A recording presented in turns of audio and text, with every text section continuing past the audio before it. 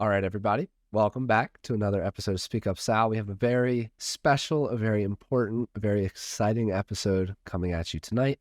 We have great friends of mine here, Dakota and James, and we will be talking about the industry of bartending as a whole. The life of being somebody who likes beer, what it's like to deal in the customer service industry, and, everything on the inside scoop of bartending. So without further ado, let's just get right into it. That's what you're waiting to hear. Let me introduce you guys. Welcome to the podcast. You're the first real guests on here, outside of my home. So thank you for being here. Thanks for having us. Yeah, thank you. I'm honored, honestly. So go ahead, jump right into it. Tell us, whoever wants to go first, you can do it. But tell us a little bit about who you guys are, what you do for a living, and why we're doing this podcast today. Well, I joined the industry the longest, so I guess I'll kick it off with. Go for it. It's got to be, I don't know, going on 8-9 years now. I joined back my junior year of high school, working just as a cashier, just like anybody else, doing dishes at night, ringing up people all day. Now here I am bar managing, running my own here in Philadelphia, as well as doing a couple private events, and it's a life like no other, quite frankly. Awesome. Yeah. And then I'm Dakota. I've only been bartending for about a year now, but I've been in the service industry for about 2. I had a pretty quick route straight to bartending, thanks to this guy getting me into the industry and working with those connections for me. It's definitely something that I'm still learning in the process of, but I feel like because of the mentors that I've had, I still have a lot of knowledge to kind of express and give out. Sweet. Awesome. Thank you, guys. That's really good. So first of all, just for any listener out there, we're just 3 friends who really love beer. So this podcast is going to be super easy for us to do. Dakota, you put me on Untappd the other day, so I now have I have a public profile on Untappd, so I'll start getting that all set up. You'll be able to access that for the rest of these episodes where we do beer reviews. We'll come back towards it during the end. I want this episode to have more purpose, but we'll touch on the Victory Summer Love that we will be drinking tonight. We'll do Shout out the DM you're on Untappd for the people who want to follow that. Oh yeah, absolutely. That's a great app, by the way. I love it. I didn't even touch Instagram today because of how much I like Untappd. It's you can get lost in Untappd. Yeah. If I'm seeing beers, I'm there. That's entertaining to me. So you guys want to jump right into some questions, or you want to talk a little casual about what we like personally in terms of beers and bartending and stuff? I think I'm down for some of the questions. All right, cool. Let's dive right in. All right, let's dive right in. So what about the bartending industry attracted you to it? How did you begin working in this field, and how long have you been doing it? I know you touched on that second part a little bit, but what's like the appeal for you guys wanting to bartend? Because I want to do it too. What's your appeal? So, I mean, the number one appeal that I'm sure a lot of people would tell you is you never in a single moment know who's going to walk through your door. You might have regulars, you might have, familiar faces, familiar crowds, but you genuinely never know the stories that are going to walk through your door today. That's the biggest appeal. Admittedly, I didn't plan on becoming a bartender originally. I was just working my way through college. And when the pandemic hit, the owner of the cafe bar I was at was like, hey, let's step you up. Let's just make you run it. You see what happens, no stress, no pressure. And before I knew it, we were staying open while everybody else was shutting down. Just like that. That's awesome. That's great. I think for me personally, it's more so that the job itself doesn't feel like real work. The whole industry is very relaxed, especially if you get to work with some, really interesting people. The age difference within the service industry doesn't exist. Like I work with That's good. That's a great quote there. In their 30s, and I relate to them way more than I do some people our age. So I guess the greatest aspect for me in terms of the industry and bartending in general is just when I go into work, I know there's potential to make decent bit of money each night, as well as I'm hanging out. It literally just feels like I'm hanging out with some close friends while having interesting conversations, just doing something that isn't necessarily hard, but still requires a lot of knowledge. Yeah. And it can be very rewarding, both in money and in terms of personal growth and absolute connections that you can make. Yeah, I feel like any job that involves that personal human connection is very valuable in terms of your personal life as well as monetary value. So yeah, that's huge. I feel the translation from me teaching tennis, working with clients would translate very well to bartending because that the connection that you have with people over liking something similar. Like for me, I go to work and I love my job because everybody there loves tennis. So for me, if I were to go work at a bar, just like you guys, everybody likes beer. We like to talk about drinks and, what we do in our day-to-day lives. So that, I feel like that connection is super healthy for people and that, it's a pretty good work environment in terms of your mental well-being and stuff. And also, Definitely. And go ahead, go for it. I was gonna say for people, yourself, just like you were saying, and for anybody in general who loves community, Yeah. the Community restaurant is a great industry has for some of that. the tightest work community. Absolutely. Yeah, definitely. And also, Dakota, I love the point you said where you're like, it doesn't even feel like going to work. They say, if you love what you do, you never work a day in your life. So if you're happy in the environment you work in, then it's not really work. It's just, And I know that doesn't apply to all bartenders, but me yeah, specifically, I mean, it's just, it feels like one of those jobs that I'm sure a lot of people can get tired of, but if you keep switching it up, finding new places and continually learning and new drink recipes and how these different ingredients interact with each other in each individual drink, I feel like there's just a lot to experiment with. yeah, absolutely. Yeah, definitely. So a question that I actually don't know too much about that I was really interested to ask you guys, are there different types of styles for bartenders? Like what do you do differently that a lot of bartenders don't do? Or, how are you unique in the field? Immediately comes to mind is I would say that I know of three like specific styles or like places that you might work. One being flair bartending, and another being contemporary slash classic type of bars, and then like a dive bar type of scenario. Okay.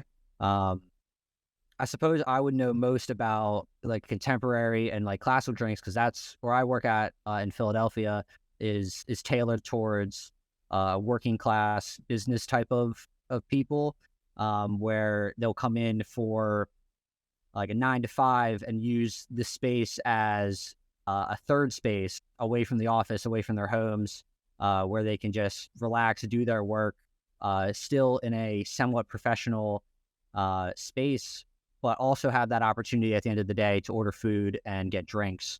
So the main style of bartending that we're working with there is the style that you would see that involves Manhattans, fashions, martinis, Okay. that kind of stuff that, maybe younger people aren't as interested in, but they're the core mechanics of learning bartending and a real fundamental of all the different ingredients that you can play with to get more advanced in modern cocktail.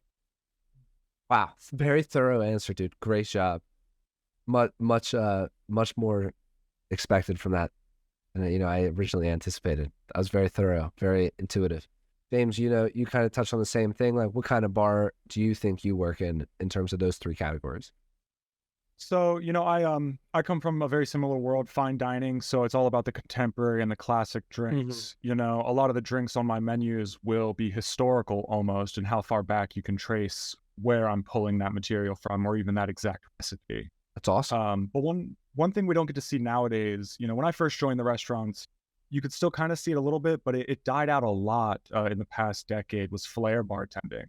Seeing that sort of juggling and measurement all happening with a sense of style. Everybody remembers the movie A Cocktail with Tom Cruise. Yeah. You know, Okay.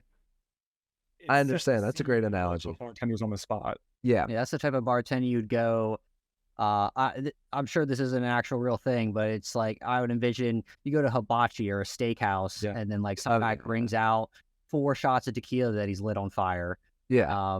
It's the flair, it's the style of presenting the drinks in a way that people haven't seen before. An example is I went to Amsterdam a couple of years ago, Oh, and they had a bar made entirely out of ice. The entire room was 0 degrees.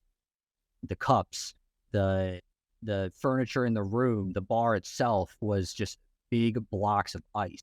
So I would consider that whole bar a flair bar because it's inviting people to check out a scene that they've never seen before. It's a brand new bar, and it's going to leave an impression on them. Yeah. So that way they'll want to come back. They'll remember that experience. Yeah. So I think you did an excellent job explaining that, as if you're somebody like me who's just a consumer. So for a flair bar, I was kind of sure of what I thought that meant, but really it provides the service of entertainment or attraction in addition to their alcohol services is what a flair bar is. So I love that you brought up Amsterdam. I immediately thought of Montreal to, Paul, Matt, and I went to the rooftop bar, and, the way they would serve their shots, they would spin the bottle, pour it from feet above your shot glass and get it to the drop perfect. So to develop skills like that is, it becomes an entertainment when you get to that flair bar stage. And like you said, they're rare. They're not really around that much. So excellent job explaining that to somebody who wouldn't know, the average consumer here who just likes to go to the bar like me. So you did a very good job. And just to touch on the last category, I suppose, I would say like dive bars and breweries might be that last style of bartending where everything is the most simple version of bartending. Not to knock dive bartenders, but if you go to Oscars on Sampson Street in Philadelphia here, you're gonna go into a hole in the wall. You're gonna sit there, and the bartender's gonna give you shit if you don't know what you want. They have that wiggle room where they kind of are allowed to treat you like a human instead of like a customer service employee typically would. Just because like you go there to have real interactions, quote unquote, as real as it can be between bartender and customer. But the drinks are going to be a lot more common than what you would see on a local menu at a restaurant, as opposed to some of the other ones where they would like have all the super specific fancy ingredients listed underneath the cocktail that you may have never heard before, but you're still willing to try. Yeah, so that's a really good point as well. I like that you touched on the other side of it because when, in the consumer's eye, I think of dive bar as like college bar. It's not about the personal connection. It's about getting that beer quick, getting them their money. And, that's what it is. It's more of a finance. Yeah, it's about volume as opposed to personal connection and the actual art of bartending itself, like the flair bars and contemporary, which you guys do. So, you're a step above that. I'm just here to clock in, just buy your $5 pitchers and get the fuck out of my face, So like, I will say, I won't speak for Dakota necessarily, but like dive bars are some of my favorite bars. Oh, love dive bar as a in consumer. this one world, but we don't hang out in the same world that we work. Like a dive bar at 3 a.m. is probably where you're going to find all the bartenders hanging out after work. I would agree with that too. I like that. The simplicity of it is, the people that work in that industry, they do it as an art or a skill or an entertainment. But then when it comes to winding down, they just want the simplicity of it. So that's a pretty cool thing. Beer. Yeah, they just want a beer, man. Yeah, whatever's on tap, whatever's in the quickest bottle. So, yeah. So I have a funny question that I want to touch on, and it's a story we should talk about. What injuries are you at risk for or risk of as a bartender? Sorry, Jay. I do got a great one for this. Yes, we do. So I guess for those that don't know, the shaker tins that you always see your bartenders use, arguably the number one most iconic item a bartender can ever have. The original ones were made with glass, literally just a regular pint glass grabbed from the bar and just a regular old steel tin that somebody had.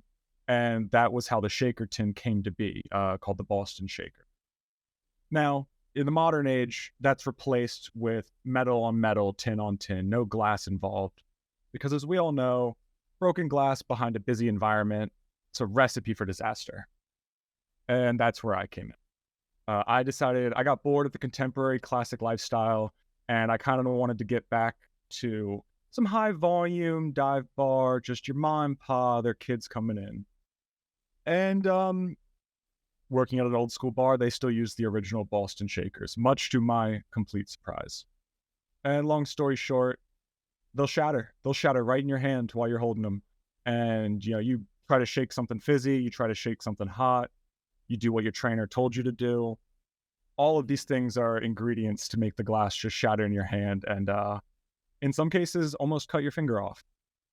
Yeah, so my understanding of that story was that he was using a hot glass in this Boston shaker setup, and due to the pressure, due to the heat, and due to the force of trying to separate those two separate containers, the glass exploded in his hands as he separated them, and he had some pretty deep lacerations in his two fingers that caused some nerve damage.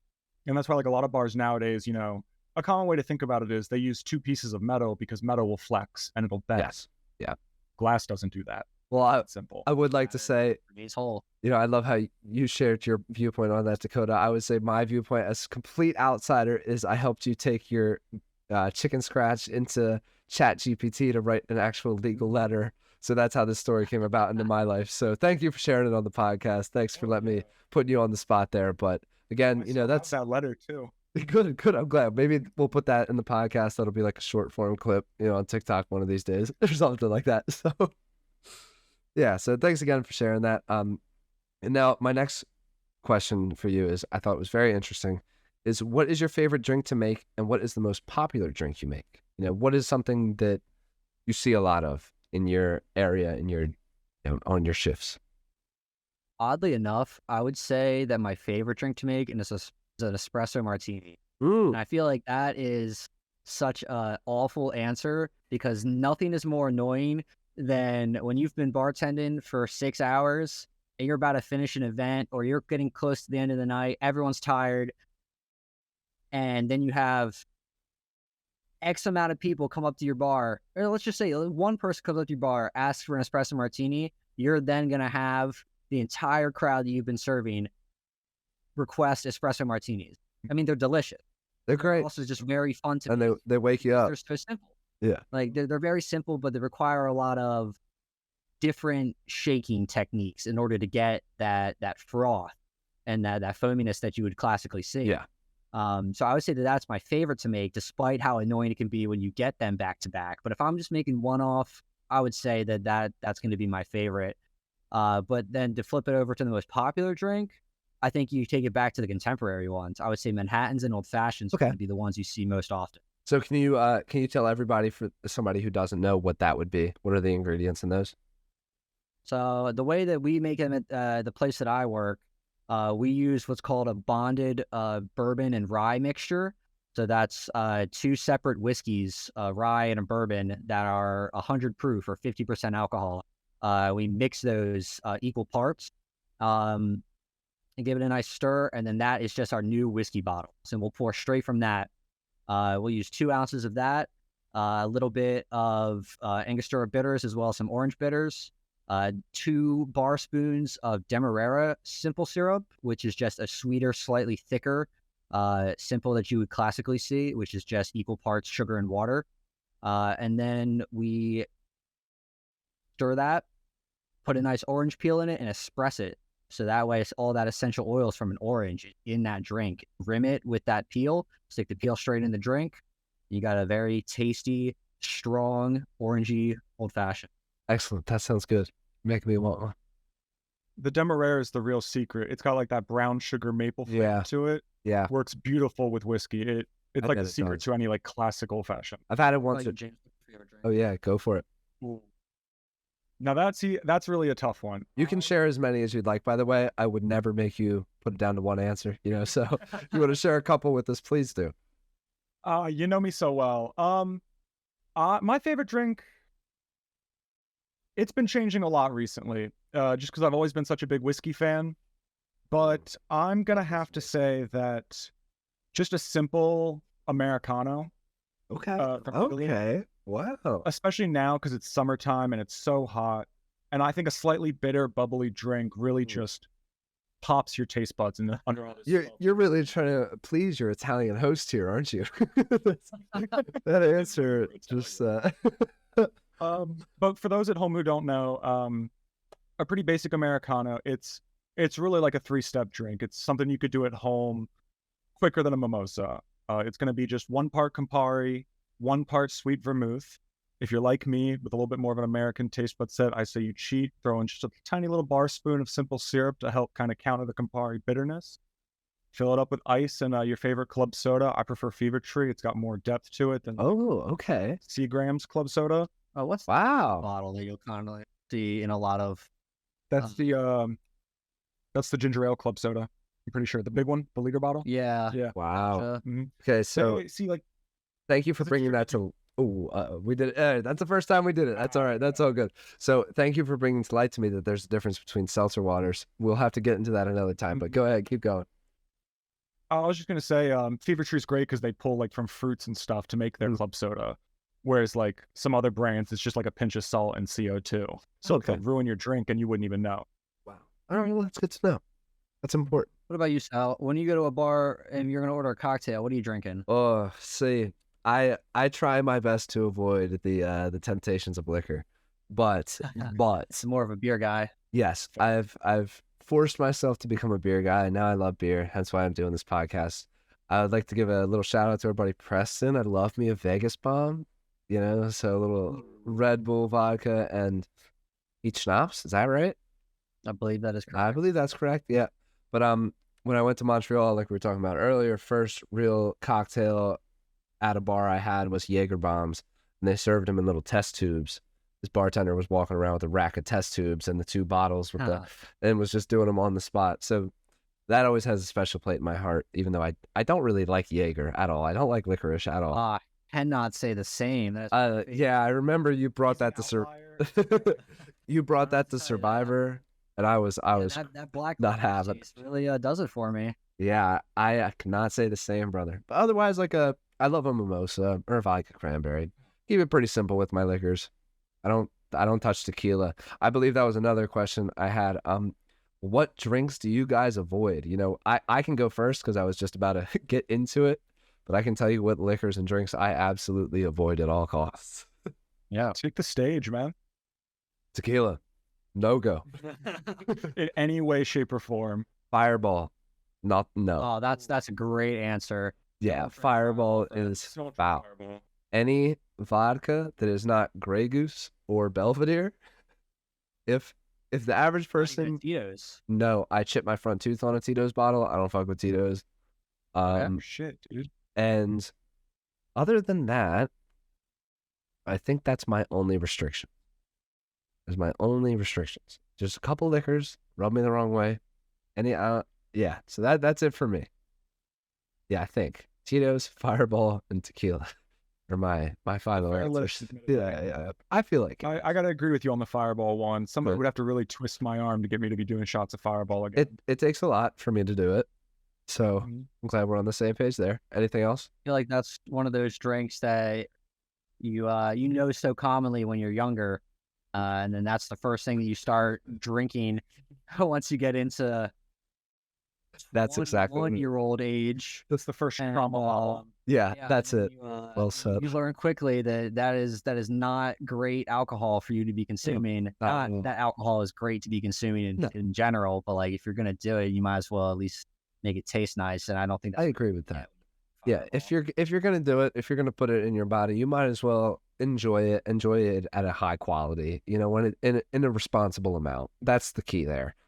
And I feel like everybody has had their irresponsible amounts of the lower quality alcohols, Four Locos, Fireballs, and all those. Like Classic. that's Stomach's hurt hearing about them. So Dakota, you go next, and then I got a little bit of a funny story to tell that I didn't get to tell you guys yesterday. So what's your wouldn't say that I wouldn't say I avoid any drinks specifically. I Oh, think with wow. my Tougher than me. mostly I'm still pretty inexperienced when it comes to my general knowledge of bartending. I still have definitely a lot to learn. So I think I would welcome any odd requests that people would have. I would say that the only time that I have an aversion to making drinks is when it's busy and they're complicated. I have a recipe for Mai Tai that is absolutely delicious. It also requires like 6 ingredients. So that's not a simple, like I can just free pour that and have a beautiful cocktail. I'm going to have to measure a lot of that because, even just an extra quarter ounce of any one of those 6 ingredients dramatically changes the drink's profile. Very good point. So when you've got, 2-3 lines of people deep behind a bar, I'm going to try to stay away, even though I don't have much control over it, from making those like 6-step ingredient drinks. some things you just can't do in a rush. Like that's really what it comes down to. Yeah. They take time. That's a good point. So for you, it's more about not as a consumer, but someone in the service industry. You're like, this is why I don't like this drink, as opposed to, you've had a bad. Make it. It's a great experience to relearn that muscle memory, but also, God, I'm gonna hate those 4 people who wanted Mai Tais and espresso martinis after the 3 people before them got a couple glasses of wine. Yeah, that's a very good point. That is a very, very good point. Oh, the story I wanted to get into. So glad I didn't forget it. I wanted to tell you guys this yesterday. I told a friend of mine yesterday that it happened to me, and I was fucking rattled. So, yeah, yesterday was Sunday. So I did this Saturday when I had talked to you guys about doing this, and I went to go to my typical beer spot to go get Summer Love for this and a Prima Pils. I go to Giant, and you know how Giant has the variety packs? You can do like a mix and match. You grab 6 cans, and it's just $12. So I did that. I got a couple bottles, couple cans, and they didn't have Prima Pils. So I was like, I picked a couple different other things I was going to try. I was going to let you guys have my official Prima Pils review, whatever. I go to the checkout, and for maybe the 6th or 7th time in the past 12 months, they refused to accept my ID because they presumed it was fake. Interesting. Even though sorry, go ahead. So for me, I had a problem with an old lady there.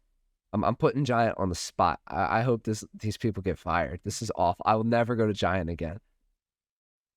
3 times in a row, I had a problem with this old lady. She assumed because, I don't know, like the way I looked or the way I walk in there or the way I present to her, she was like, I will not take your ID. She looked at me the first, she was like, get the fuck out of my store. I will not serve you. She was so unbelievably rude. And I was like 22 at the time. Now I'm 23. She had already done it to me a couple other times.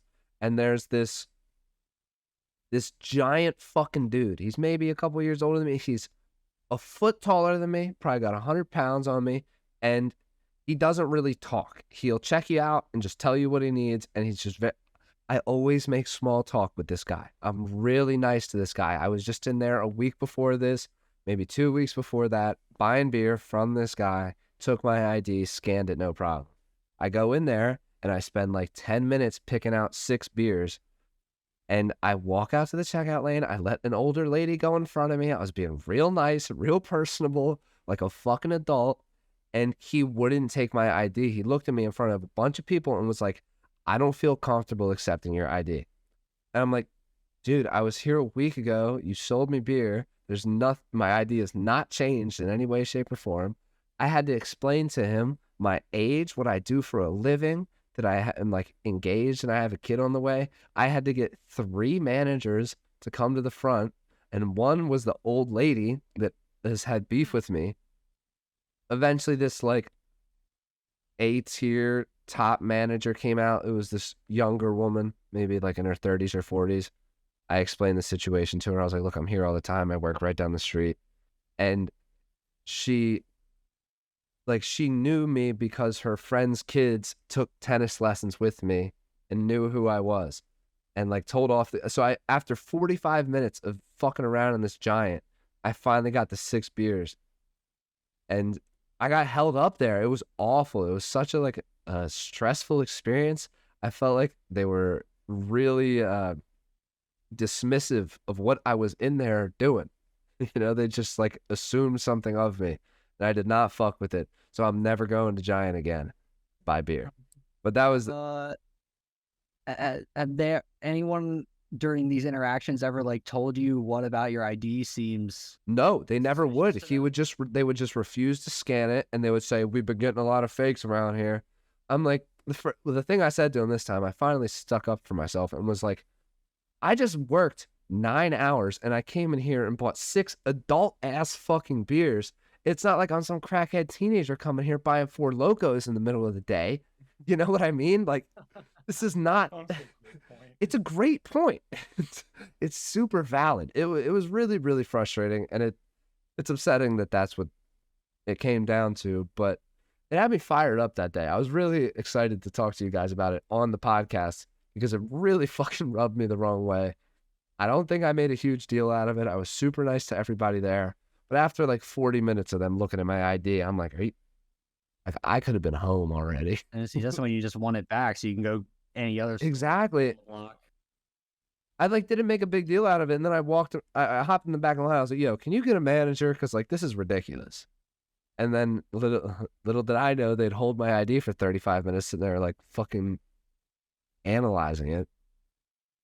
Well, I think that's actually a great segue into the next point about how important like customer service and like Exactly. be Well said. in terms of Great job. bartending, as well as just like, restaurant industry in general.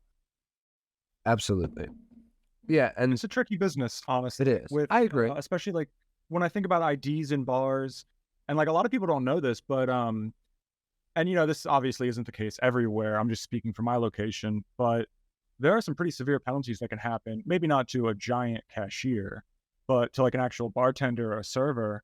If you get messed up, the last bar you were at that night is liable for you all the way until the next day. Yeah, legally, in terms of any actions that you could inflict upon others. Yeah. Like if you have a couple drinks and you're under 21 at a bar and get behind the wheel, that bartender, if not the whole restaurant, can be sued for the negligence of them not thoroughly checking and making sure you were 21. Even if it's not public. Let's say, you leave my bar at 11 at night and you are, gone.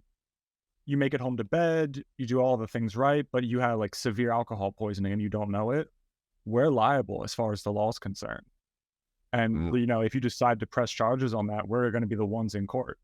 Wow. Yeah, literally the bartenders themselves. Yeah. I think max penalty is like, it's either like 3 to 6K and like up to 6 months in jail, depending on like what happens to the person. Or the damages that they caused. Yeah.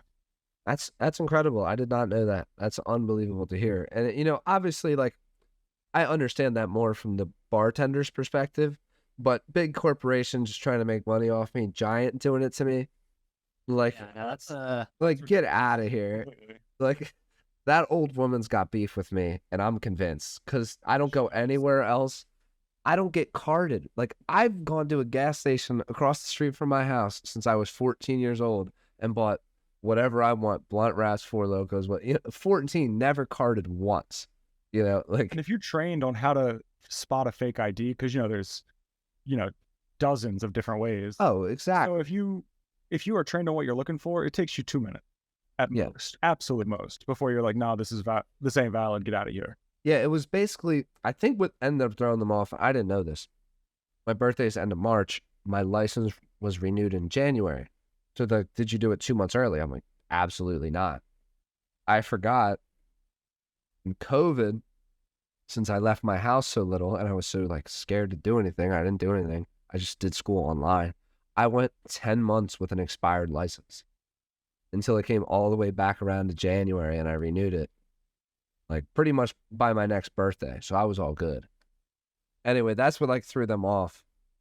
And it's a little, yeah. So it is a red flag, but that's a nitpick of a flag. Yeah, it really was, because nobody's ever said anything. I mean, nobody's ever looked at my card twice and thought I wasn't 21. Like, I mean, even, Victory up in Philly, where you guys live, that I never go to, I've never been carded there.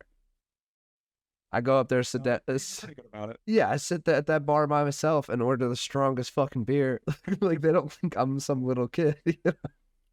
So, yeah, I really think this all ties together with the points you guys touched on about community in this, bartending field, and that client to bartender relationship. It is so important. It'll be the difference, whether alcohol is good or bad for you or not, whatever. But when you go to enjoy a nice beer or an experience at a bar, if it's a good experience with the bartender and the client, that's what brings them back. And that's what brings the community, as opposed to, my dumb situation with Giant, So, yeah, I think that all. See him again. It'll be okay. Yeah, I'll never go there again. They're beat. They're beat. I'll never even buy groceries there. Kind of makes me think of a question I would want to ask you. Yeah, go for it. Keeping along the lines of like the customer service and the relations that like we have with recurring customers. Would you want to talk about how you view customers themselves and kind of like that NPC mentality that you and I have talked about? Yeah, I can break this down for everybody real quick. I think this is a good one. I know where this is going. I like this. Just to Okay. flip the coin on the other side real quick. So, first off, I'm gonna just formally apologize to every customer I've ever had.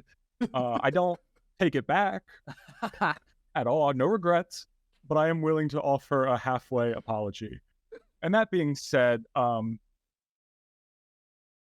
so video game rules. Everybody who walks through that front door. I know I said at the start of the podcast that, unique and exciting stories come in with every person and you never know what to expect. And that is true. But equally as true is the fact that all of you are NPCs. Bots could be just as equal of a term. I prefer NPCs. And there's nothing wrong with that. But realistically, you're going to come up to me and you're going to do the equivalent of pressing A. I know, I've done it for 8 years now. Even Dakota only doing it for 1, kind of understand. Our job is theater and anticipation. We need to, chefs deal in weeks and months when it comes to planning.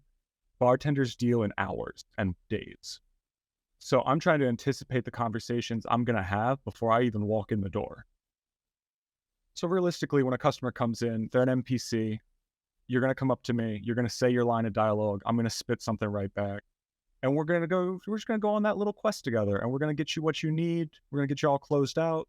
It's going to be a great time. But, at the end of the day, that's what it is. You're coming to me for a show. So I'm going to put one on. I think another fun way of putting it is like, people have a couple drinks when they're sitting at a bar. Mm-hmm. They'll tell you some stuff. They kind of lose that filter. And so when I think of the NPC interaction between bartender and customer, I think of those little stories that you can't quite tell if they're actually true, but it's I think any customer service person knows what I'm referring to when I say bits. We have bits pre-saved, downloaded, ready to go for almost any conversation that could randomly happen. And it definitely takes some of that attachment away from the customers. Like when you'll never see these people again is the mentality that I kind of hold when I'm serving. Even the regulars, they're not real people the second they leave the bar walls. Like they were never there. Exactly. So, the conversations that I have with them there, the goal is to make sure that they're having the best experience that they can. So if that involves, letting them spout off, a story that they experienced 30 years ago that I have quite literally zero knowledge about, I need to be prepared, with X, Y, and Z amount of dialogue that could suit that random interaction and conversation. That's not about building connection. That's just about, this random individual needs service, and I'm not here to make a friend. A really good way to think about it, like about what a bit really is it's coordinated improv. Yeah. Feels like a That's really what stand-up it comes set. down to. It feels like a stand-up set when you guys describe it. Yeah. But when you get into the bits and you bounce from one bit to another, I'm sure Dakota can say the same. I've got regulars who, at jobs, I've seen them for 6 months straight. I know about their wives, their divorces, their sugar babies, their children that don't like them. But if you were to sit down and ask me what their name is, I would have a hard time to tell you their first name. I don't know it. You just know what they Just ordered to NPC drink. me. Yeah, they just, Yeah, I know the drink. this guy's in here for a Manhattan. No? Wow. Yeah, that's a really good point. So, you can't, it's important to note that you can have the personal experience. I personally think of like a childhood friend that I have is like a father of, his father, I should say, bartends at the beach, so he goes down to the beach for 4 months of the year and bartends, makes full year salary, and has these regulars and has these personal connections with the locals. There's that end of it. Or if you were to go work somewhere like dive bar, Philly, like college bar, whatever it is, it's a lot less about the personal connections as opposed to entertaining and providing service, making sure you get that good tip and making sure they're taken care of and stuff. So it's good to see both sides of that. I feel like that's really important. I've talked to you guys about this we're thinking about moving to Hawaii a little bit. And if I go there, if I don't teach tennis or if I do it part-time, I really, really want to work at Kona Brewing Company out there on Kona Island, Hawaii. Yeah, so that's good. I'm glad I'll have this conversation to take with me if I go to follow that path, just for, for whatever it might be, even if it's just a couple of years. So, yeah. All right. That's actually one of the best parts about the bartending community, what you just said there at the end, just a couple of years maybe. Yeah. You don't just meet somebody on the street who, they were a doctor for 4 years. They were a lawyer for and they got another job. You can find people in every profession in the world. They have something in common with you. They have a shared community with you. So you can make friends in an instant with most of the people you're probably going to bump into. Yeah. Because anybody could be a bartender. Sure. That's a very good point, man. I like that insight. Yeah. It's definitely an easy thing to learn. It's not complicated. I think you become a more equipped and knowledgeable bartender the longer you do it, and that's what's important. Anyone can pick up and mix, Bacardi and Coke, and call themselves a bartender. Yeah. It's not until you understand how these recipes and ratios interact with each other that actually become, when you advance that knowledge, where you'll actually become sufficient, just a sufficient bartender and be able to make your own recipes and pursue that further than just a couple years or a couple months. Awesome. I think this is actually a super good route into the next and kind of final bartending related question I had. The rest of the questions I have are just what we like and just about being friends, whatever. So, what are your future goals, if there is any, in terms of your bartending career? What would you recommend to someone who is looking to get into this industry as a bartender? Well, which one before I like it? I'll start.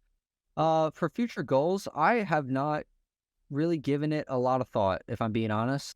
I entered this industry mostly just because of COVID and not being able to find a career, quote unquote, job, with a salary. So I stumbled my way into bartending, mainly because of the connections that James has provided me. And if I could definitely see it becoming a thing that, if you get into upper level fine dining, where it has a ton of volume. I mean, some bartenders can make, $80K, a full range of salaries. This doesn't have to be a part-time thing that just brings in a decent amount of money for a couple years of your life while you're working something out. It can definitely be a career. And I think I'm still exploring that as an option for my life in general. And I would say that anyone who's looking to become a bartender in the industry is to start with bar backing. Honestly, that's what I did. You're going to learn so much more about how a bar works and the ingredients and just how a restaurant runs in general. I mean, if you have that experience prior where you're a server or something, you already have that. So you might be able just to jump right into it. But if you're talking about someone who is brand new, looking for a new career entirely, look into barback positions. You can find a lot of those, and they're pretty easy to get for any number of restaurants in an area that you might be in. And continuing off of that, from my side of things, I would actually say I've been actually really lucky. You mentioned me getting you into the industry with my connections and whatnot, but I think in terms of understanding the career aspect of the community and how I can take that, I really didn't start to understand that until I saw how quickly you were able to speed through things. Don't let Dakota fool you over here. He progressed in a year what took me 6 years. So if you are someone who can buckle down, show up on time, and leave when you are done, not when it's time to leave, then you'll fly through the community and you'll fly through the industry to get to the spot you want. Me personally, I've been in it so long now. I'm 24 now, so my plan are to be a bar manager at a Michelin-starred place, maybe somewhere in Spain or London or Mexico City, and work for the ultra fine dining, because that's crazy. For the big That's absolutely it is. Go work in some LA restaurant, And that's the really important thing for new bartenders to consider is you don't get a salary. You don't. Even as like a bar manager, sometimes you're not going to get a salary. But what's going to really make the difference in how much money you make is your ability to be personable and to find your own theater in it, but also your location. It's like location. The number one thing to really get you good money. If you work at a college town, you're going to have hundreds of dollar bills thrown at you every night. And maybe the volume's enough that you get money. If you do like fine dining catering, maybe you're just going to get a big lump tip at the end of the night, and that's enough to suit you. It really just comes down to that, what job you have. Very good point there. So, first of all, would love to congratulate you all on an excellent job. Well done. Now, before we wrap it up tonight, want to get into our little victory summer love review. You guys got one with you? Yes, sir. Let me go grab some glasses for us. Awesome. Quick. So I finished mine. I will not lie. Crack that one open. So I'll go grab my other one. And James, I'm going to leave you here for a second to entertain. And if you entertain well enough, I'm not going to have to edit this podcast. So that would be very well. I will, I'm trying to think. You got a preference for what kind of story I tell the You audience? can do I got so many. anything you'd like. You are the star of the show. I'll tell them my favorite bit. My favorite bit for behind a bar Awesome. to get tips. I'll be right back. Let me do this, actually. I'm going to click on just you guys. Now you guys are the whole screen. Go ahead. Get at it. I'll be right back. All right. Just a moment. All right. So for those at home, we were going over bits earlier, talking to customers, us being an NPC, the guest being an NPC, kind of working with that improv to entertain. And so about 4 years ago, when I was working catering, I found a really fun trick to use at weddings. And make fun of it if you will, but this will make $20 bills roll like $1 bills. It's great. You already know this bit. Oh, can't wait to hear it again. So this bit works best on straight married couples. The older the couple, the better. If it's a pet or grandparents, cash money. First thing you're going to do, and this is going to work on a lot of people's biases and stigmas and kind of social perceptions. So you got to lean into that. You can't be afraid to shy away from it. So the first thing you're going to do, obviously, and this works mostly for male bartenders, everybody else will have to flip it around to suit themselves. You're going to flirt with the wife. Like I said, the older the couple is, the better it works. Flirt with the wife. They're a little bit more ready for it, a little bit more accustomed because of the world we live in. It's going to roll off of them. The husband's going to get a little uncomfortable. The wife might think you're cute if you're lucky and if you're good at what you're doing. They're going to give you a tip, get their drinks. They're going to go party at the wedding or whatever event's going. And you might not see them again for an hour, 30 minutes. It could be 10. You don't know. But when they come back, it's highly important you flirt with the husband immediately. On site, you flirt with that man. I'm talking eye contact. Give them a wink when they walk over. You ignore the wife like she's not there. She will never be ready. I've done this for 4 years straight. That's at least 8 seasons of catering I've done this for. No man is ever ready for it, especially when their wife is right there with them. However, the wife will be pissing herself. She will be dying of laughter. And she's going to tip you big bucks for what you just did to her husband. And they're going to especially after a couple drinks in them. Oh, especially after a couple rounds. So, you got to really pick your time on when to play this. If, your flirt game's a little slow, maybe slow burn it. Do it at the end of the night. But this is, it's a never fail, honestly. I've used it for who knows how long. And it's my favorite bit. I've only gotten in trouble once with it. And that was mostly because they were upset that I didn't flirt with both of them at the same time. And what am I supposed to do in that situation, You did your best. That's incredible. I love that story. I walked around with these headphones on, so I just couldn't speak. I was dying in the kitchen trying to grab this beer out of the fridge. That is awesome. I love that. That is the best trick I've ever heard. So I know we talked about this in the beginning of the episode. I have my Untappd profile. I'm going to do my best to try and link that to my podcast and these YouTube episodes, but I won't get too into that tonight. Would you guys like to do the summer love review together as a whole? Talk about it for a few minutes, and then we can talk about this right here, because this is something I got. This is my second, if you guys can see this, the motel pull-up. I saw that while I was at Victory the other day, and I was kind of curious if it was any good. Worth trying. You should wait until my review. Okay, I'll Oh, drop your what's the name of your Untappd? Speak Up Sal. Speak Up Sal. Thank you, Dakota. I appreciate you plugging that. And that's how I know you're such a good friend, because you're already my friend on there. You did not have to do that. Yeah, right now I already know it. I look at the reviews, but this is for the people who are just listening in for the first time. We're here for the audience. That's true. That is true.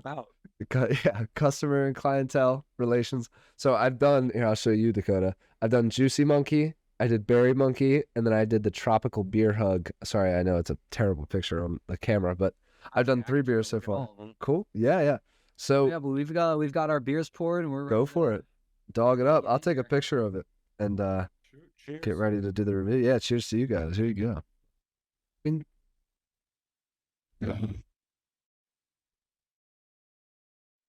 Love this beer. Such a good one. It's oddly light. It is. Let's see. It's what? Summer Love. Summer Love. It's a golden ale. Golden ale. Yeah. Personally, a big fan of the golden ales. I'm definitely, the ones that I've tried are a little bit higher ABV. I think that's what makes this one so light and refreshing. Yeah, absolutely. I think the name does it justice. The Summer Love, it feels exactly what it would expect. Perfect summertime beer. I feel like you could drink like 4 or 5 of those at a beach somewhere and have a great day. These are crushable. It's really the crushable is a great crushable, James. Perfect. Yeah, that is definitely the word I have for it. I'm going to use that on my Untappd review. These are absolutely crushable.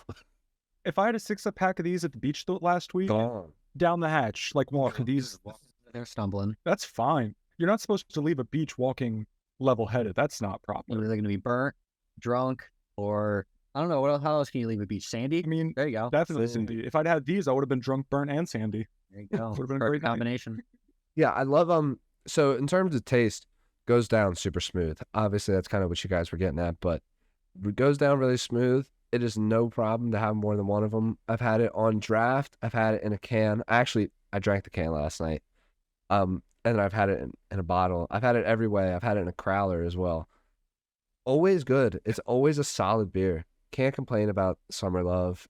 Even if you don't really like beer, I feel like this is a great starting beer. Somebody who's not. I would agree with you. Yeah, somebody who can't handle the like beery or hoppy taste would like this beer.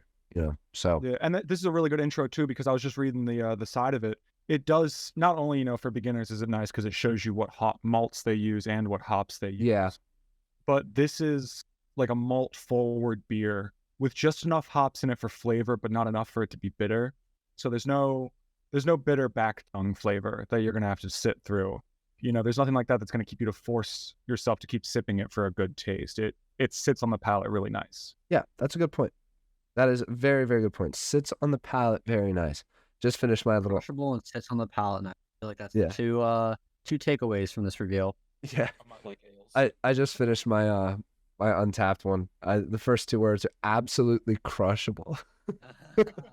But honestly, I do have to give this beer a super high rating. Out of 5 on the Untappd scale, I gave it a 4.75. It's that good. Probably maybe deserved a 4.5, but whatever. I'll be a little more strict once I get deeper into the beers. But yeah, I really love this one. I could always drink this, even not in the summer.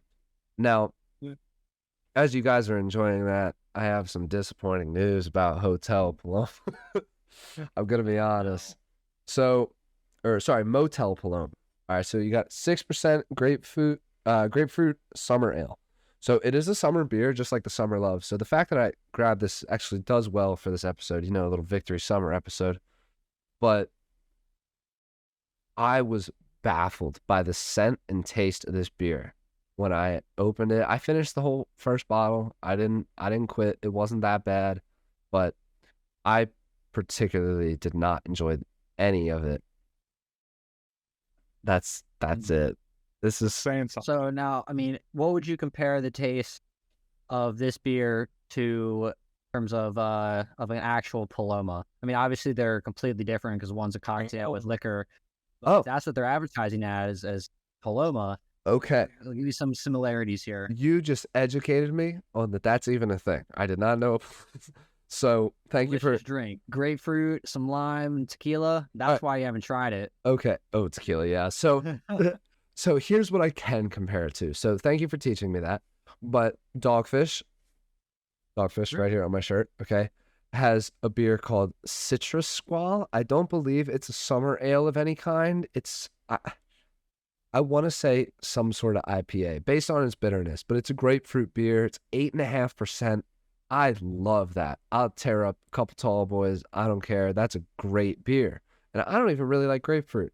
This tastes nothing like grapefruit. It has a little bit of a grapefruit aftertaste. When you open the bottle, I'll do it right now. It smells like a burnt cigarette. It smells burnt. That's never a good start because your taste starts with your nose. You know, aromatics are going to be like 70% of what you actually end up tasting. If a beer could smell like Jaeger, it would be this beer. See, that would make me want to try it more. So That's not what I I meant. feel That's like not there's what I different terms here. Again, he's an outlier. All right, smelled like a wine, the red wine, black and mild. That's what it smells like. Okay, I hate now that one's on specific. those are the best black and mild. Now the taste going down, super smooth. Honestly, really love the consistency of the beer. I love the amount of hoppiness and sweetness it is, but the scent and the aftertaste is just like way too smoky for what I was expecting. It's a very heavy summer ale. It should not be a summer ale. It kind of feels like a stout or a Guinness. If it's that heavy, you can't have an ale that's heavy. It kind of goes against the purpose. And it's only 6%. Like, I don't know. It leaves a bitter taste in my mouth. It makes me want to go grab my golden monkey to, to end this episode on a better note, bro. Beer recipe, I could understand it. Like traditional beer recipes almost lean into the idea of like bread water. Like it's supposed to fill your belly like a meal, even though it's just a drink.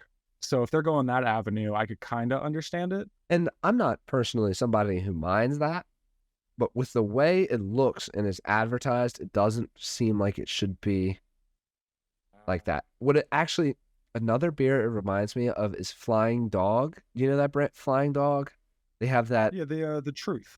Yeah, they have the Double Dog Double IPA, and they have the Raging Bitch one as well. They're both like, one's like 10.9%, the other one's like 14%.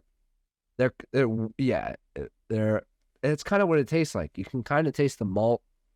You can taste just like the heavy bitterness. I don't know what it is. I'm gonna review it right now while we talk about it. I kind of want to go get my golden monkey just to wash this down. I'll get rid of this one because I don't. Washing something down with a golden monkey triple wheat beer is crazy. I was gonna say that seems like not the best thing to potentially down awful beer. That's fair, but I personally beer, but I like the golden monkey. Now the only monkey, isn't golden monkey like a 9.7? 9.5, but Belgian Tripel. Love Belgian Tripels, dude. That's got to be my favorite beer. Yeah, I'm just really shocked by this one. And as much as I wrote this in our notes, it's like how much we love fucking Victory beer. That would be like a topic we could talk about. But I can't say I love this. This and the Fruit Rushers double IPA they did for a minute, they like got rid of it because everybody hated it. But the draft thing looked like a pack of Gushers. That's what the logo looked like. That might sound incentivizing, Well, here's the thing. That's Pride Month. That's what I thought it would. I thought it would be incentivizing. I thought it would be good. It smells great, looks great, horrible aftertaste. It leaves like funk in your mouth, dude. Not good.